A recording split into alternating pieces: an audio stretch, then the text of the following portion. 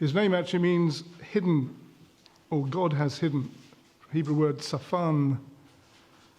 And in his prophecy, which you're going to read, it says, "It may be that you will be hidden in the day of the Lord's anger," speaking about a place of protection in the time of judgment. It speaks a lot about the day of the Lord, which we're going to look at tonight. And the concept of the day of the Lord can mean the end of days, particularly the last days before in our view, the return of the Messiah. But it also has the implication of the day when God acts, when God moves into historical events. So God is moving and showing his power through things which are happening in the world, particularly in the land of Israel. And part of Zephaniah's prophecy can be seen as a prophecy of the coming invasion of the Babylonians, which took place under the Babylonian king Nebuchadnezzar. And when Babylon invaded, it invaded not only Israel, but affected the surrounding nations, including Moab and Ammon and Assyria, all of whom were devastated by the coming time of trouble.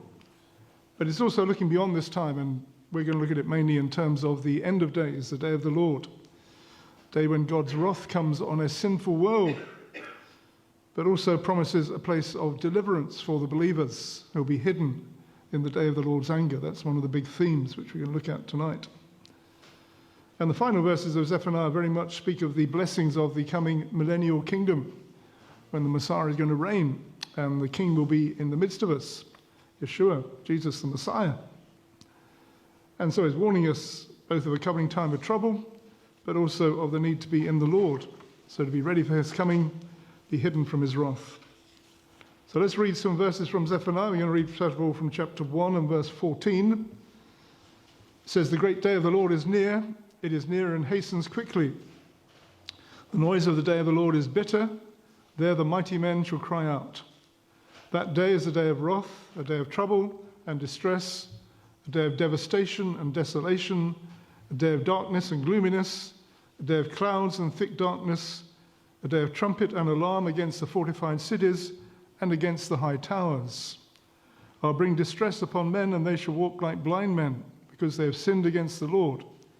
Their blood shall be poured out like dust, and their flesh like refuse.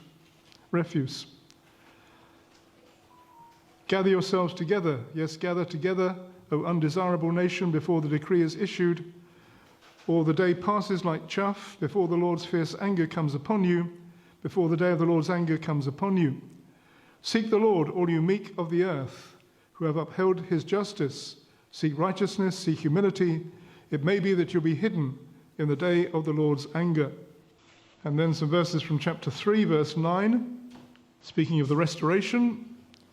"Then I will restore the peoples to a pure language, that they may call on the name of the Lord, to serve him with one accord. From beyond the rivers of Ethiopia, my worshippers, the daughter of my dispersed ones, shall bring my offering. In that day you shall not be shamed for any of your deeds in which you transgress against me, for I take away from your midst those who rejoice in your pride, and you shall no longer be haughty in my holy mountain. I will leave in your midst a meek and humble people, and they that shall trust the name of the Lord. The remnant of Israel shall do no unrighteousness and speak no lies, nor shall a deceitful tongue be found in their mouth, for they shall feed their flocks and lie down, and no one shall make them afraid.